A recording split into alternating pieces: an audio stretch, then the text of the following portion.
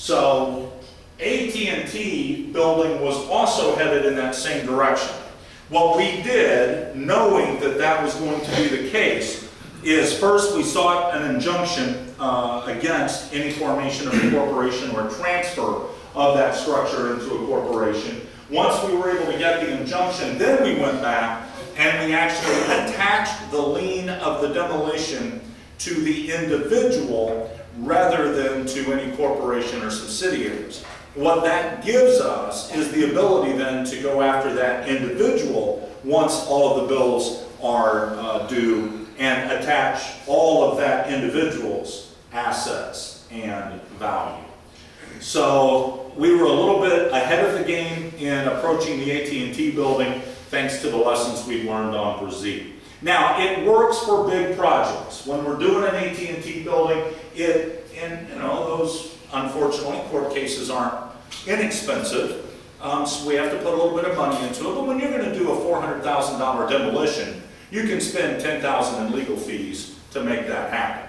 When you're tearing down 1114 Skyline and it costs $6,000 to do that, you don't go out and spend $10,000 to $15,000 in attorney fees to go after the owner. You hope to be able to do it on your own. And so that's one of the things that we've tried to implement as we've gone about this demolition program, so that we can try to get some of your money back in the process and then either use that to pay off the bond quicker, or in some cases, most people are interested in seeing that put back into other demolition programs and getting rid of some of these structures. I will tell you, and if you want to argue with me, that's why we have the referee here tonight. I think we've made a big difference with the demolition program. I think we've made a big difference with it. What I like, and what I'm most proud of, is not the fact that we're able to knock stuff down. And I tease our public works guys all the time. They love it. Man, they put the hard hat on, they get behind the big machine, they get to knock stuff down and crunch it up. That's the joy for them.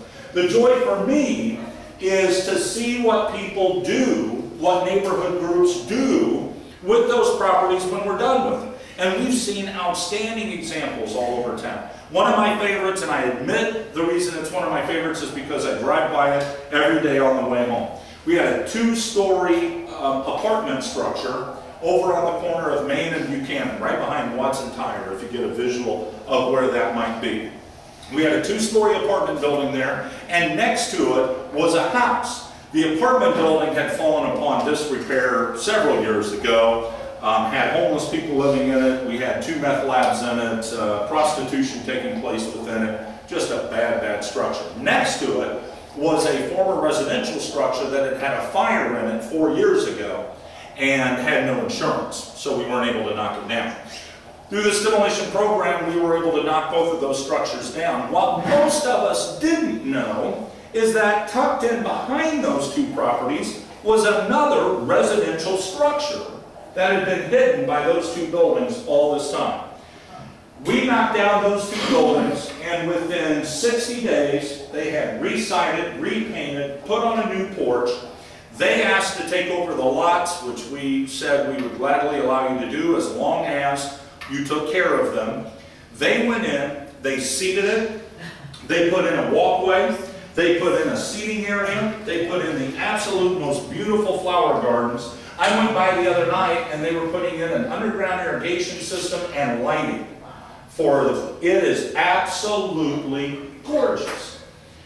Our investment in that was knocking down 2 pieces of property that were eyesores in the community to begin with. It was that individual who made the difference, who made the impact. Interestingly enough, when the neighborhood association saw what was going on that property, they said, you know, we've got a lot down here that used to have a structure on it. It's now vacant. I wonder if we could put a garden in there. And they have since put in one of the coolest neighborhood vegetable gardens you'll see. That's what makes the program successful. When I talk about the fact we were able to knock down dilapidated structures, great. You know what? We got rid of an eyesore on East Main Street. Thank goodness. 435 East Main Street next to Holy Family Church is gone. I was so sick of looking at that building. The difference, though, the success, is what happens to those properties in the next 3 to 5 years without those structures on it. So that's what we're kind of excited about. And that's where neighborhood associations like yourselves have made the big difference. You know, people ask me all the time, okay, you've been mayor 6 years, you know, what are some of the good, what's some of the bad? Well, the bad is we never have any money. I'd love just once to be mayor of this city and have money to work with. Man, I wonder what we could do with it. But the greatest thing we've done is the expansion of neighborhood associations. To go from 4 to now 24 throughout the city is an amazing accomplishment, not for us, not for the administration, but for what you guys are doing, for the differences that you guys are making. And so that's what I'm excited about. That's what I'm happy about. Yes, sir. What are they going to put across where the old city hall used to be? Great question. Right now we have 3. It's better now than it has been. Oh my gosh, doesn't it look great? It's got green grass. Yeah. That'd be a nice park for the old people there in that watchtower. Well, what I will tell you, Russ, is that our original intent was to leave it green space and maybe put in perhaps a couple of chairs or something in that area. Right now we have 2 very serious developers interested in that corner. They'd like to take the lot that we have, the lot to the west of that, where there's a gentleman who is looking forward to retiring his business, right, and then taking a little bit of land back from that. You know, obviously, if we could get a good development in there and one that is fitting of the neighborhood, then I'd be all for it. Otherwise, yeah, we need to leave it green space and keep it's beautiful. Have little flowers and stuff. That's all they that could be a neighborhood association right there. Oh, absolutely. Absolutely. And you know, in Mercier Manor, we used to have that for a while. And then unfortunately, they just kind of never got the act together over a long period of time. But absolutely, that would be a wonderful opportunity for them to get together and take some ownership in the property. But oh yeah, that looks so much different. I mean, I went to that building over the years and talked to people who live there, and they just get tired of being 4 floors there on the 4th floor, the 5th floor, so that we should get out, you know. And you know, I'll tell you an interesting story about that. That was a building that Doug Arntz and I got together, and we were talking about that building.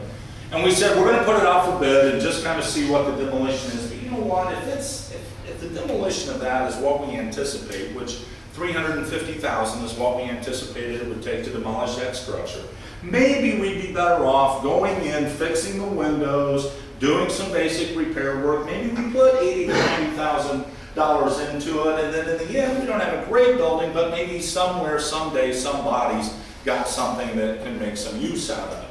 Well, we went in, we looked around. It was going to take about $125,000, $130,000 to at least bring the building to a point where you could make it a warehouse, if nothing else. Somebody could come in and warehouse some stuff in there, but it would at least look better than it did. Demolition bids came in on that building, and we were able to demolish that structure for $80,000. So when we got that bid, and then made sure that it was a reasonable and responsible bid, there was just no way. You know, I could foresee. You guys made some good progress in town this year. I was blacktop. How about that? I took my motorhome out the other day for a ride through Danville. Well, and again, part of what I'm here to do tonight is to thank all of you. I would argue, and in this case, I don't need the ref between Russ and I agree with Russ. I think some of the work we've been able to accomplish on the streets in the last 2 years, and certainly this year, has just been tremendous. Folks, all of that, bar none, is thanks to the 5-cent motor fuel tax that was put on local. Every penny of that. Yes. Is Liberty Lane scheduled? It is. We're going to be doing 1 lane of Liberty Lane this construction season, and then we'll be going back in the next construction season to do the other part. Is that at the railroad track area? It is around the railroad track area, and I can't remember if it's just to the east of the railroad or just to the west of the railroad. I think it's, well, just to the east is awful, but just to the west isn't great. And that's why I don't remember. It's a stretch, one side or the other of the railroad track, and I apologize, I just don't remember which side. There's a lot, and that's one of the things that I wanted to talk about tonight is what's going to happen with Bowman Avenue and what I'm preparing you tonight to deal with next summer. Because as excited as I am about some of the road work we've been able to do this year, and if no other reason, please take a drive down Seminary. That is so different than what it's ever been. But honestly, If you follow what's going on in the state anywhere, you know there was a capital bill passed, now there's no way to fund it, so nobody's getting any capital projects. Motor fuel tax dollars all across the state are down. The price of asphalt has